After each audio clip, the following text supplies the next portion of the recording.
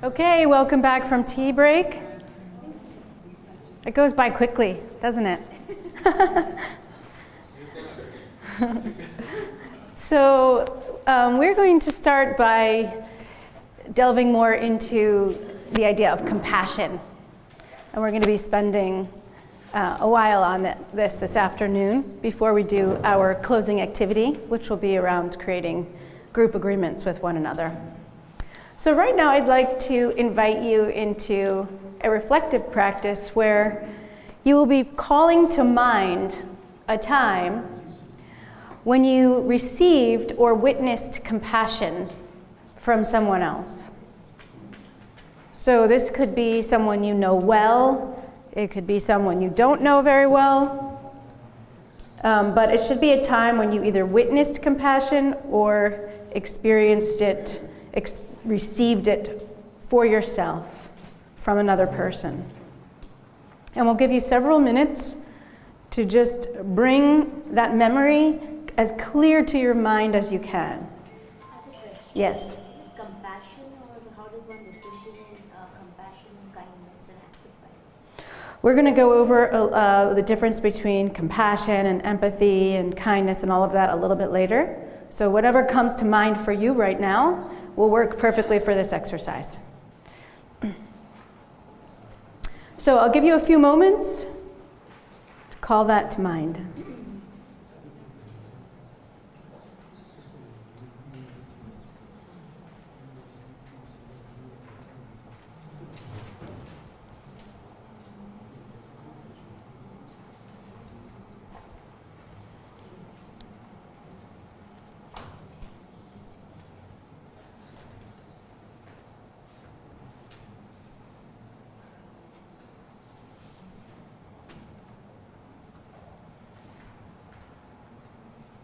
Some of you closed your eyes, which is fine. Some of you have your eyes open, that's fine too. Whatever you feel most comfortable doing.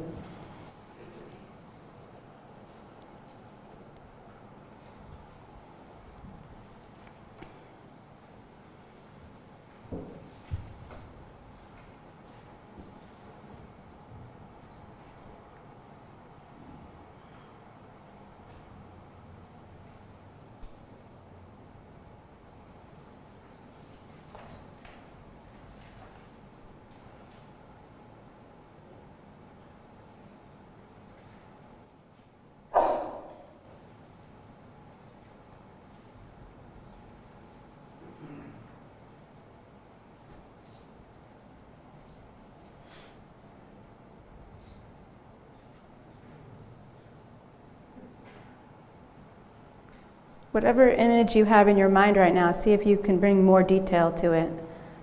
How the person looked, or where you were, or maybe other things you noticed, smells in the room, or sights or sounds.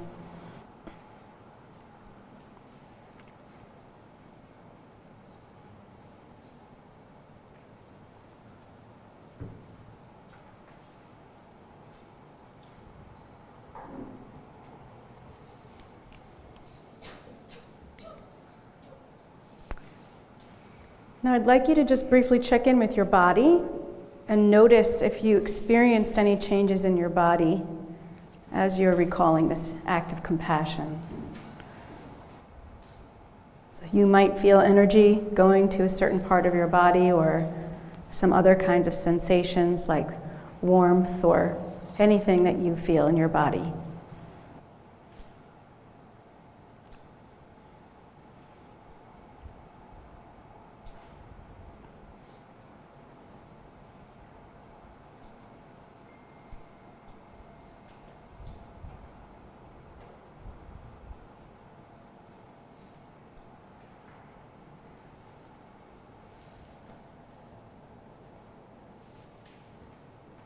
And if those are pleasant sensations you're experiencing, just notice what happens when you pay attention to those sensations.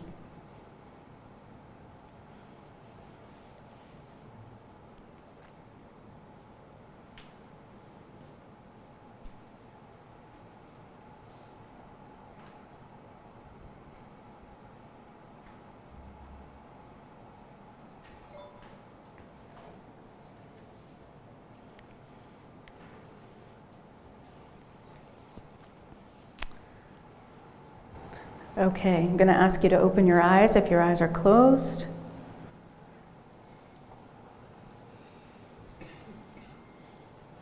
Did anyone notice any sensations in your body? Raise your hand if you did notice any changes or sensations in your body. Okay, great. We're going to do an activity now that asks you to actually draw this moment of compassion that you recalled so clearly. It doesn't matter if you're an artist or not an artist. This is definitely not an art competition. This is just for you to further engage in recalling this experience of compassion. So draw your experience of receiving compassion or kindness. You see that we use the other word here. And as you're drawing this experience, see if you can also pay attention to your body sensations.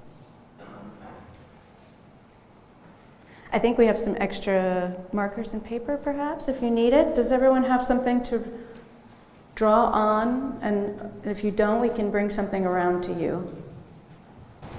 Also, if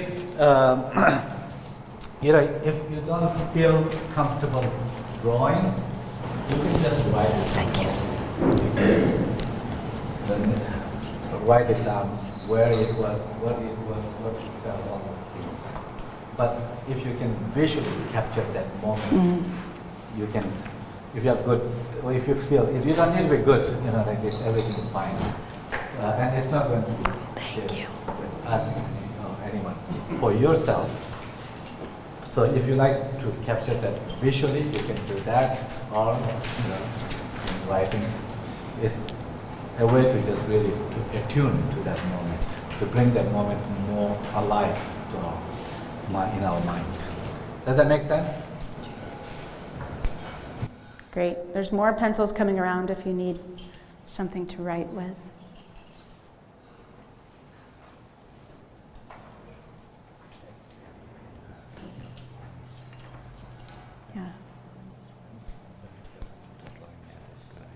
Thank you. I'll ask you to just pause wherever you are. Of course, you can continue working on your drawing later if you're really enjoying it. And sometimes we come back to the drawings and we add to them, which is really lovely. So you're going to have the opportunity now to do a mindful dialogue practice again. And just as a reminder, we just practiced it, so hopefully it's fairly fresh. You will just be a listener, and we'll give each of you a few minutes to speak before we move on to the next person. So for this mindful dialogue, I would like you to consider a few questions. Here it is. Okay, I'm actually going to change this a little bit. So we're going to be using question number 3 from this slide, which is, if there's anything you could start practicing today that would help you cultivate more compassion for yourself and others, what would it be? But the first 2 questions I don't want you to do. What I want you to share, the first thing I want you to share is how it felt to focus on a moment of compassion or kindness and then draw it. So how that felt. Okay, so the first question is how it felt to recall a moment of compassion or kindness and draw it. And the second is if there's something you could do to increase the amount of compassion for yourself or others, what would it be? Okay, so those are your 2 questions. We'd like to again break you up into groups of 3, and this time we'd like you to be with a new group of 3 for your dialogue. So right now I will give you a moment to get into your groups, and then each of you will have about 2 minutes to share. Okay, so it's a pretty brief sharing, obviously, but hopefully it will still be, you'll be able to hear some ideas and give that mindful listening. Any questions before we get started? Okay, so the first thing you're going to share is, can anyone remind me?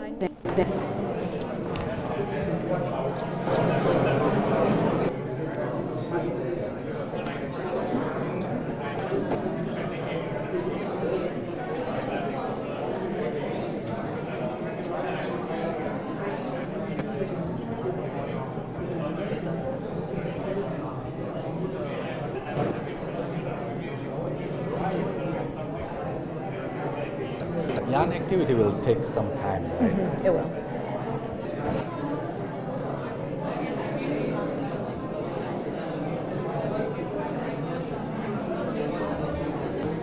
Thank you. Thank you. Please wrap up the third person and thank them for sharing. I ask you to rejoin your place at the table. Okay, so we're going to debrief it a little bit. Can you share what was this experience like? Was it helpful? What happened? Your microphone. It's not on? Okay, we're going to debrief a little bit. And if you can just share what was this experience like, recalling that moment of compassion, whether you receive or witness somebody extending compassion, what kind of sensation or feeling you had as you shared with each other, any kind of comments you would like to share. Yeah, just let's take about 10 minutes.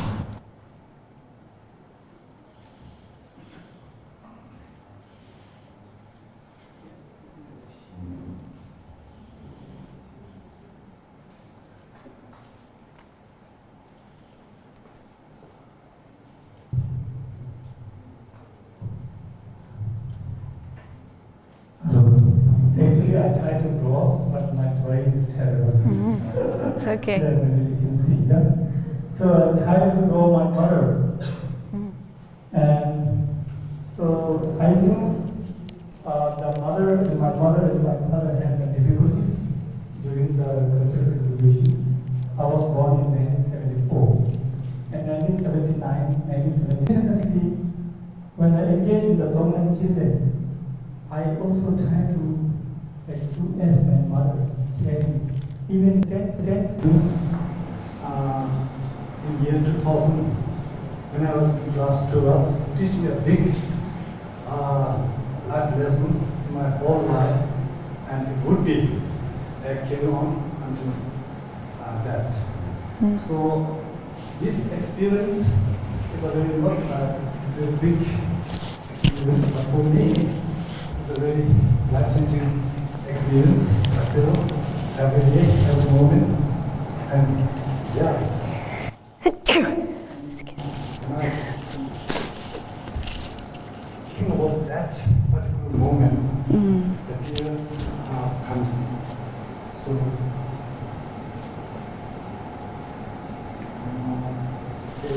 at that time, our CBSE board exam is about to come. So I was hospitalized because of some little accident with bike, At the time I was very naughty. So I was in a school hospital on the bed like this, sleeping all night, and every 1 hour or 2 hours, the one nurse is coming and looking after me, and then I was all alone in that big school, big dormitory. So I was only patient at that time, during winter time. So next day, the miracle happened in the room. So I was just lying on bed. Suddenly, my whole classmate come with lots of flowers, sweets, card. Some of my best friends are also crying. They hug me and they tell me and they advise me. It means my whole classmate are present with me. So at that time, automatically the tear comes from my eyes, and I feel very blessed at that moment. And from that day, the lesson I got is when there is a difficulty time to anyone, you have to reach there. You have to help them. You have to, what should I say? There's no words. So this lesson I learned when I was in class. whenever I recall it. I get warm in my cheeks and near the ear area, and especially the chest area. But what I learned from the experience is, when compassion was shown to me, is that it's kind of easy, or easy. Yeah, I could use the word easy, to show compassion to people you really love and who belong to you, who are your family. But when I was shown compassion, I was at the point of getting onto the nerve of the other person. Like, I was angry and I was lashing out, but the other person showed compassion in spite of my behavior. And I think that's the lesson learned, that that's the next level of compassion. I would say that when you are compassionate towards people who are not good to you, or probably people who've done something bad to you, and if you are able to show compassion to them, I think that's wonderful. And my experience of compassion, the person who showed me compassion taught me this. So that's what I want to share with everyone. I have witnessed regarding compassion. So it's been around a year back in the series article. There was one lady who was crying with one dog who was injured, and there was lots of blood coming out from his neck. And she was asking for help from the people who are going around. So I was like, felt so, numbness or coldness inside my body. I went to her and I asked her whether I can help her. She told kindly call her veterinary doctor so that I can. And she was crying. And I felt, why? Because it's just an animal. It's not like people, not like sick from the family. But still, I can feel the compassion, towards that animal. So we called the doctor. Then the doctor came after an hour. Then he treated the dog. And after that, she was so thankful to me. Actually, Compassion makes you really appreciate compassion, right? Yeah, that's really beautiful. So let me spend a few minutes on compassion itself. As I mentioned, the C learning is grounded in compassion. But why would a school curriculum be grounded in compassion? Number one, I think that we can say, even in our just brief experience, just to recall a moment when we received compassion or we witnessed compassion, like the very, very visceral sense. It actually changes our life in ways that can bring a certain sense of appreciation for compassion. But when we receive compassion, it actually makes us feel secure and safe. Being safe is very important if we want to learn. In the school, if the children show up in the classroom and if they are not feeling safe, that whatever issues that they may be dealing with, maybe at home they are not taken care of, or the other children are bullying them, or any number of things. If they don't feel safe, they cannot learn. It will be very hard to learn in the class if they feel unsafe, right? When you feel unsafe, your mind kind of shrinks. Your mind becomes narrow. So you don't have the space to explore and to learn. So being safe is very important, and we feel safe in the environment of care and compassion. That's how we are. And as social animals, social beings, compassion is so crucial. Like as you can see, this little child, whatever may be distressing her, pain or whatever, when the mother holds with this kind of caring and tenderness, the child feels safe, calms, right? And this is so important. And the kindness and compassion are not only experienced by people.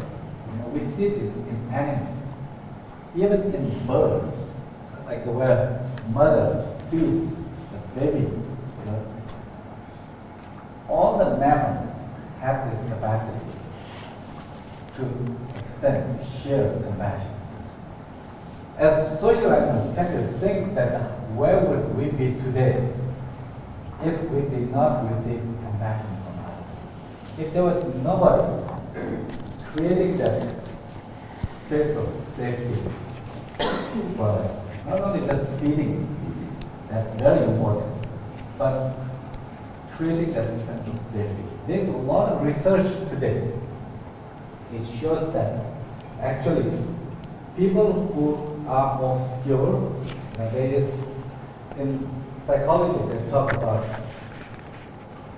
the different kinds of psychological terms, attachment, not in the Buddhist sense of attachment, the craving, but attachment in the sense of bonding, the sense of connection, bonding like the mother and child feels, or when you felt that somebody attended you, that sense of bonding. There are three kinds of that. The one that's called the secure, very safe, secure bonding, secure connection. Those are the people who received care and compassion when they were young. That these people have more secure base, and they are the ones actually you see them more healthy, more compassionate towards others.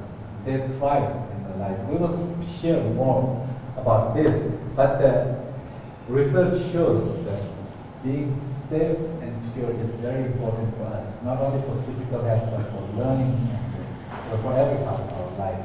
It's very important. And that's why compassion is so important.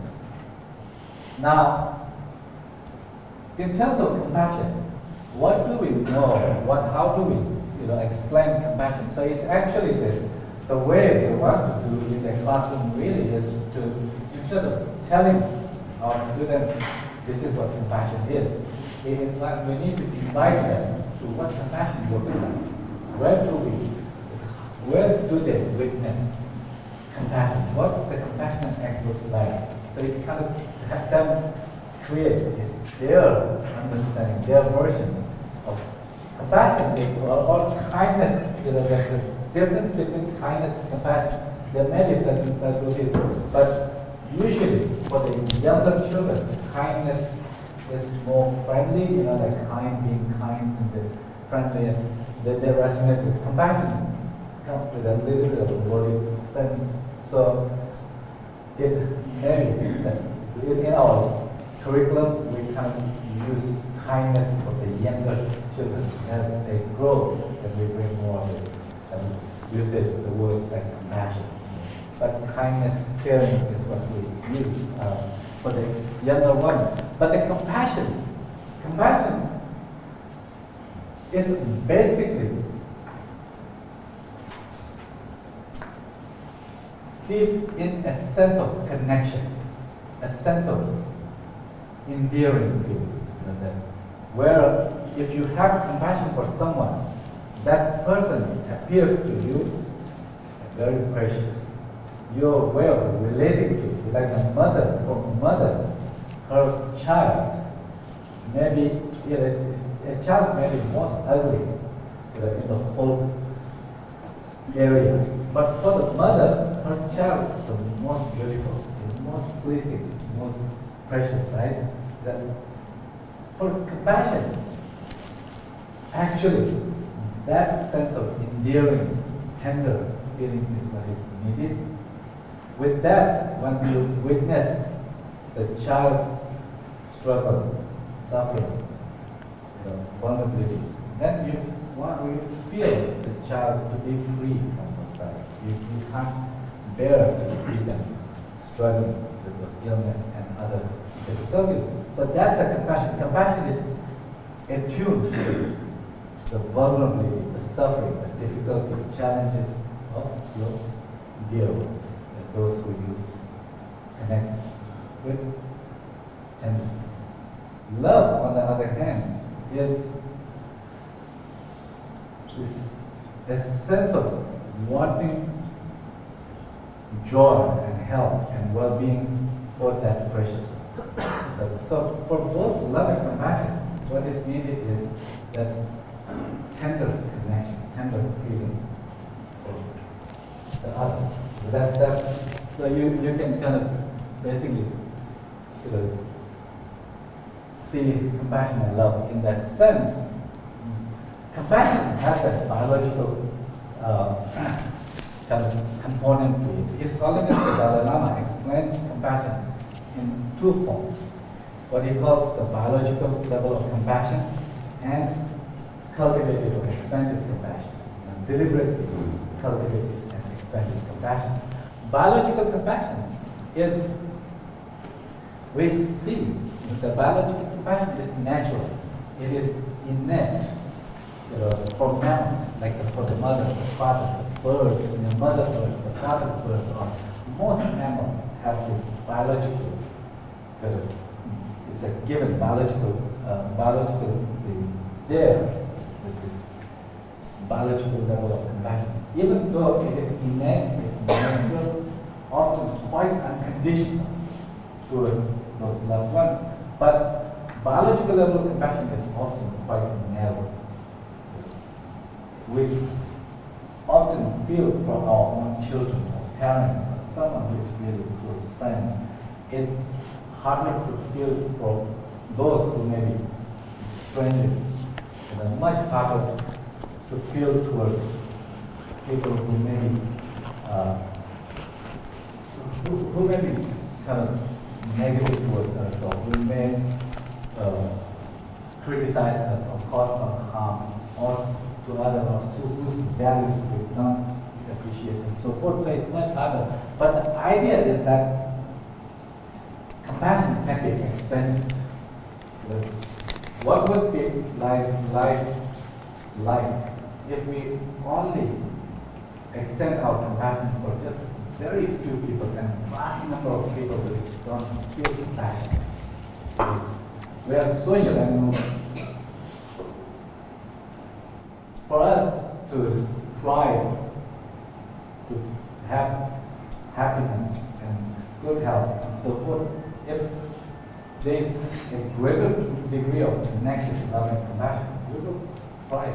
And that's why. So that's why expanding compassion is important.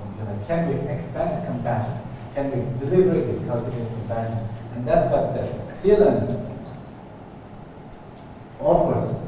Various steps, tools, ways to cultivate compassion. So biological level of compassion is there, but the extended one, expanded, that is deliberate, using our intelligence, and the various activities and so forth. But through a deliberate process of cultivating compassion, one can expand one's level of compassion, or the circle of compassion. Compassion also is an inner state. Often people mistake compassion for just an act, outward act. Outward act of giving something can be actually motivated by selfishness, to manipulate. Some kind of these psychopaths can really sort of spoil a child in order to take advantage, right? So compassion is to be understood more as an internal factor. It's an affective, there's an emotional, kind of motivational component to that as well. It's an inner state, not just action. But of course, when there is compassion, it can translate into helping action. There's a difference between compassion and empathy, and this is something that we need to talk more, but particularly in the classroom setting, we can, for the older students, that can be done, but there's a research, there's kind of growing research that shed light on the nature of compassion and empathy and what the difference is, even on the neural levels, on the brain levels.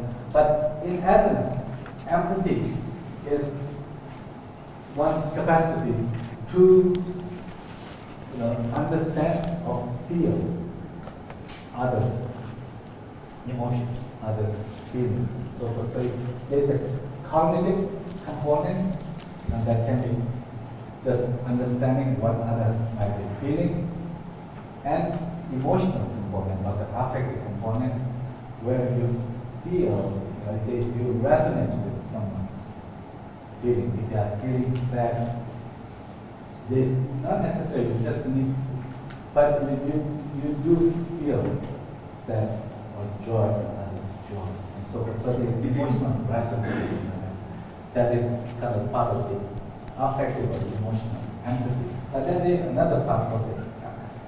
Empathy, concern, or sympathy sometimes. The difference between in empathy and sympathy in that situation is that the empathy, feels with. So if somebody is happy, I feel happy, resonate, like that. Sympathy feels for. So someone maybe just joyously kind of going to some place where they can buy drugs, and but that's kind of this, going into some kind of a deep abyss, right?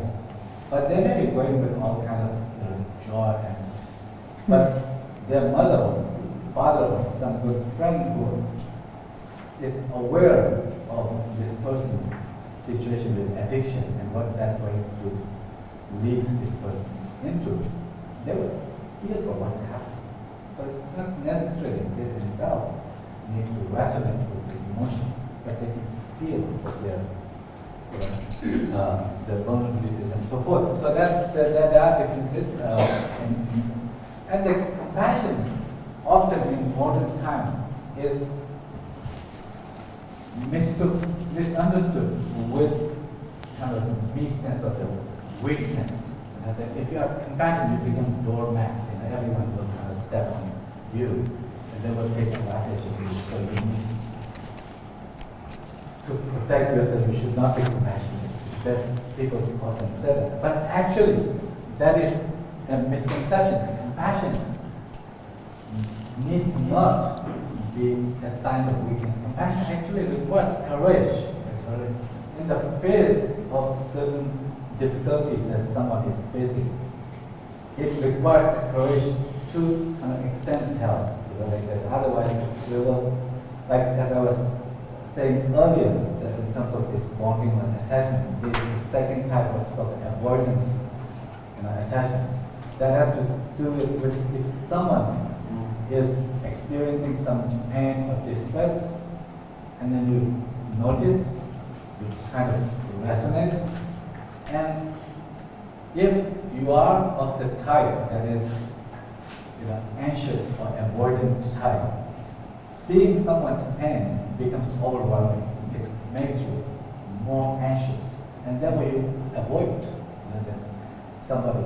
If you notice on the side of the streets, you're asking for some money, can you spare some change and like that, some people just turn away because it kind of makes them nervous. Or maybe sometimes that's just with no feelings, but other times because it kind of makes them more anxious. But compassion, in order to, in those situations, to respond, it requires courage.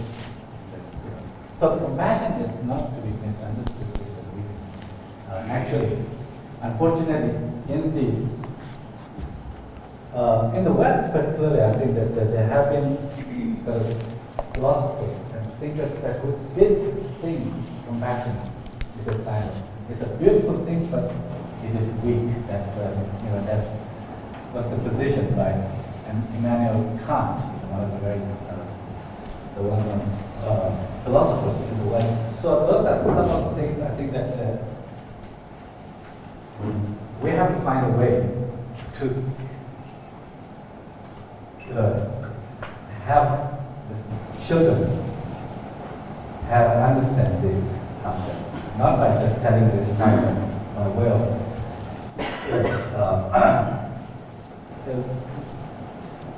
in bringing certain kind of skillful means, activities, and so forth, allowing them to come to this understanding themselves, facilitating that is important. Actually, what It's a little bit further, I think. No? The young activity Here. activity is coming? Okay. So that's good. Now, how long do you think it will take for the young activity? Should we go ahead and do that? But Yeah. then we can discuss it afterwards if there are some comments from the group. Is that okay? Should we move on to the next part? And the Yeah. question will be. Okay, sure. Just a quick note, there is a glossary of terms in your C-Learning companion that starts on page 124. So that also has a definition of compassion that, of course, you've heard that very in depth, but other terms that we use in the curriculum, we have included our working definitions of those in the back of this. Okay, so what we'd like to do now is keeping this idea of compassion and kindness and all of this in mind, as well as the importance of feeling safe within a group. We wanted to create with you all some group agreements about how we can interact with one another over the next couple of days, since we have 3 more full learning days together, and we've already had a wonderful one today.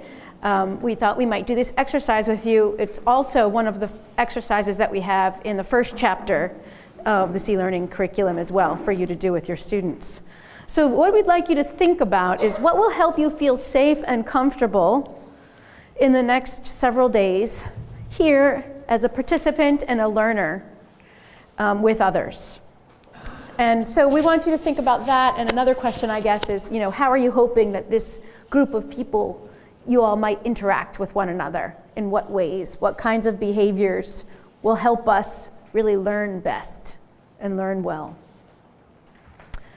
So normally we give you maybe a little bit more time to think about this, but because we're coming to the end, I will just give you 1 minute now, silent thinking, and then we'll take some of your ideas. We'll get a bunch of ideas from the group so that we can create a collective agreement. Okay, so 1 minute right now just to reflect on that on your own. 1 minute of solid thinking is not bad, right? That 1 minute of solid thinking. Okay, so what we'd like to do is just get ideas from the group.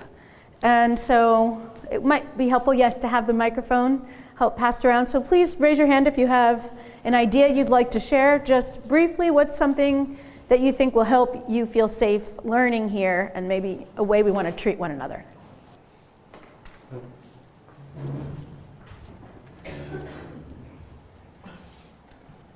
I think being open-minded Okay. and being respectful. Mm-hmm. Oh, that one doesn't work. Can you say Judgmental or something. non-judgmental? So I heard open-minded, non-judgmental, and being respectful. Can you say what respectful looks like to you? I mean, that's a good question. I mean, it is important to show respect other people's opinion and idea, Mm-hmm. and we people can have a different idea. That's not the idea could be different, right? Mm-hmm. So we can have a different opinion, and when someone says something against you, you should not really even confront that. Mm-hmm. So in that sense, I just think being respectful. Thank you. That was clarifying. I think one other way that we might think about that is it's okay to have different ideas and opinions, and we disagree with the opinion, not the person. Yeah. Thank you. Any other ideas? I'll send out a few, but I'll share one. Equal opportunities by design, so that everyone feels kind of encouraged to speak and share. Thank you. Yes? Diversity of the group. Diversity of the group? Mm-hmm. We got to be careful. So that some persons are left out. Mm-hmm. Most of the time I can see that same person speaking again and again. Many are left out. So that doesn't really helps the purpose of coming here to share your views. So I feel like personally diversity of groups, because we all are very new groups. So when we mix up the groups, we need to be again looked out carefully. Thank you. I appreciate that. I think, one concept that we have in groups is we call it step up or step back. So maybe if you are not used to sharing so much in groups, we don't expect you. Some of you, it depends on personality, you might not feel as comfortable. That's okay. But we ask you every once in a while, take a risk and step up to share your thought. And maybe there's other people who are very comfortable and they speak in front of groups all the time and want to share their opinion. If you know that's you, think about it for a minute and just take a step back. Not literally, but mentally just take a step back. And it provides space for other people's voices to be heard. So it's an important point. Thank you. Other ideas? Yes. Maybe we can change the group every day. Uh-huh. So that by 4 days we can know so many people. Yeah, wonderful. Otherwise there will be remaining stranger, only we know few people. Like, if we change the group every day, like, so we can know more number of people. Yes, Thank you. that's a great idea. Yes. Good. Yes. For me, creating a safe space for me would be engaging through creative exercises like drawing, movement, where I'll not feel judged and I'll express to the most. So that would make me feel more safe if we engage through creative medium. Great. Thank you.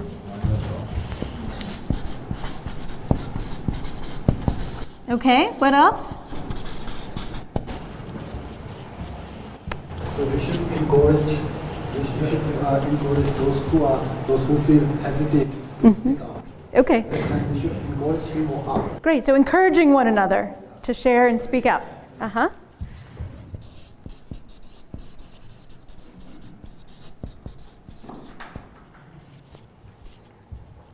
Yes. Mutual understanding and respect.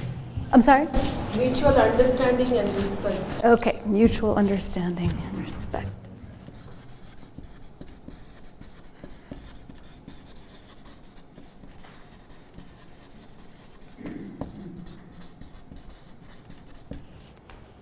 Yes. It's authenticity, so being true to your feelings and sharing. Authenticity.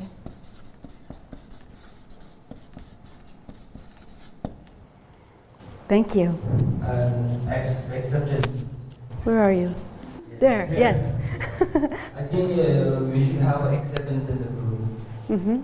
So, like non-judgmental and Change the arguments now should be accepted. acceptance. Thank you. And I was hoping this group will have more frankness with each other and share the ideas, because most of us are coming from the same background. So I think sharing ideas and frankness about each other is very important. Sharing ideas and frankness. Yes.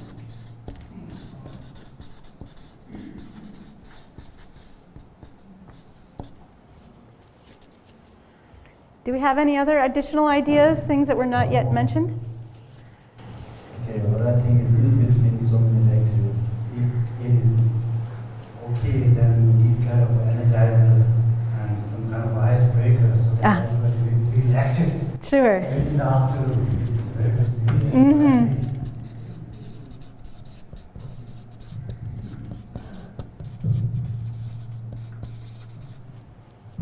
Thank you. Active listening, whoever is speaking, the rest of the participants should listen actively, like the way you modeled this morning. And no more kind of whispering when someone is speaking or sharing, though the other person might be talking about something else.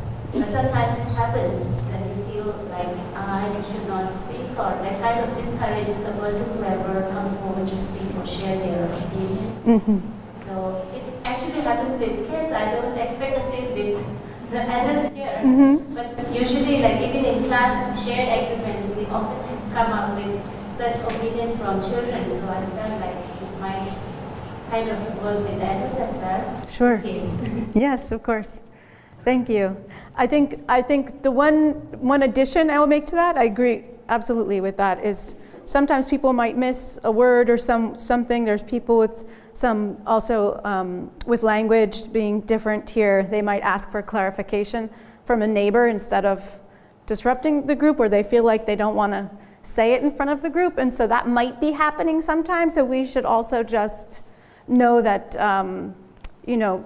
people might be doing that from time to time, so not to be overly offended by it. And I want to, of course, say we should pay attention to one another while speaking. Very important. Thank you. Any other ideas?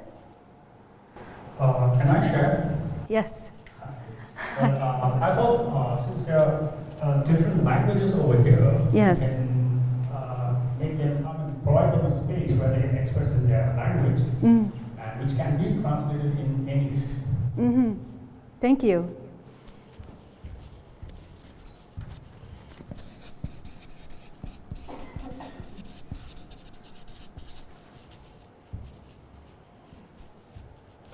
Anything else that we missed?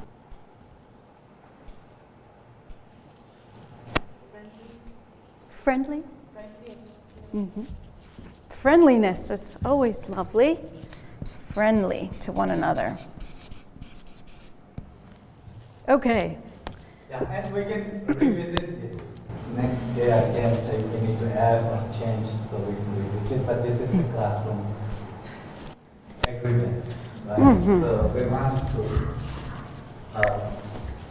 name this so we can, as a group, can abide by this to make the learning a great atmosphere for learning. It actually looks like an ideal community right now with all of these wonderful things happening, doesn't it? Yeah. So in a sense, we're committing to create that with one another. And agreements, of course, like anything, is a first step. The second step is following the agreement. And then, of course, what do you do when the agreements are not being followed? Whose responsibility is that? Your responsibility too. So one of the things we do with group agreements is we check in with the agreement every day. And this is really important. I see some teachers create agreements and they only check in with the agreement when there is a problem. And as soon as there is a problem, they will go to the agreements and say, but look at our agreements. But if you only reference agreements when there's a problem, it becomes a very negative thing. So if it's an agreement that we have, then reviewing it on a daily basis or weekly basis and saying, how are we doing collectively? Is there anything we can improve that maybe we're doing okay, but we could do better? Or is there an area that's not working? We're not following this agreement. Maybe there's some barrier or challenge. Maybe the agreement is particularly difficult to follow, so we need to problem solve how we can actually do that better together. So when you do agreements with your group of students or your classroom, these are really important things to keep in mind, that it's a working document. And of course, you help get engagement and investment from your students when they suggest these ideas and say, now how can we carry it through with one another? Because it won't always be easy. So we can help each other get better at it. Okay, so we have many things listed up here. We have a fun closing activity, which we're going to do together as a group, and there's a few challenges to this activity, but we're going to problem solve them together. So in this activity, we are going to be using a ball of yarn. I hope it is big enough for this group. We'll find out.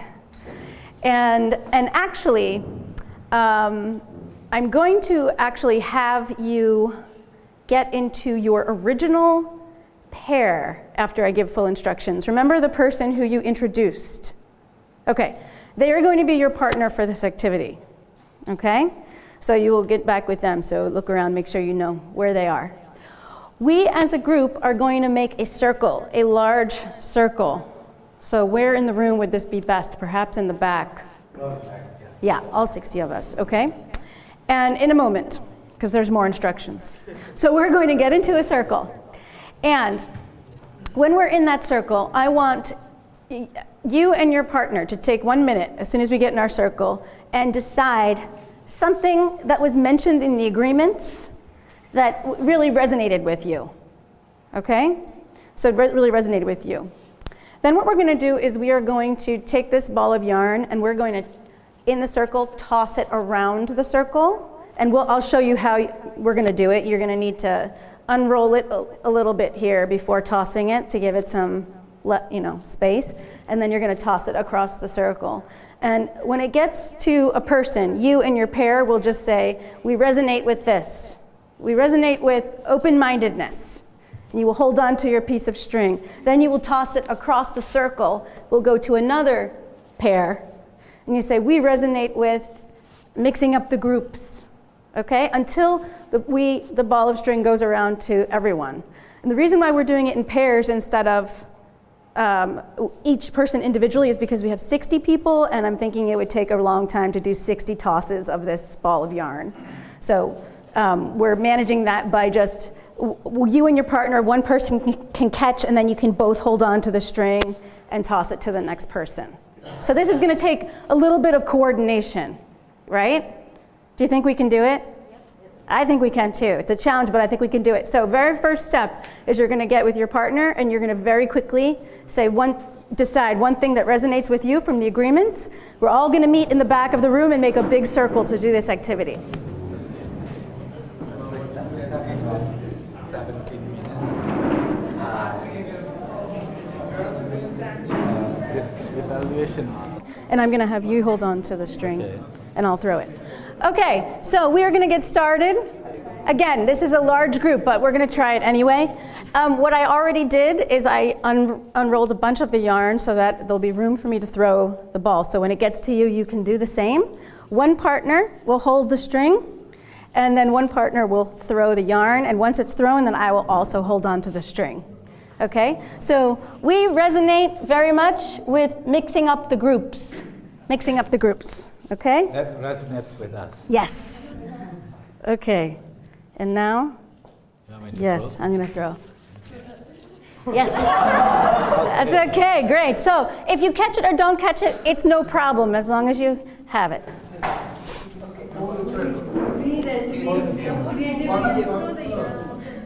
Yep, and make sure you pull it taut. Here, hold that for me. Yeah. You're going to hold this. Now you have plenty to throw it. Yeah, this is coordination. Excellent. We resonate with creative mediums. Fantastic. All right, good throw. Excellent. Okay, we resonate with open-minded. Great. All right. We resonate with friendly. Friendly. Thank you. Good job.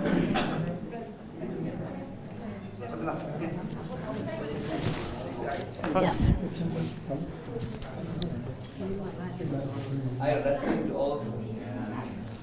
Everybody's there. Everybody. Great.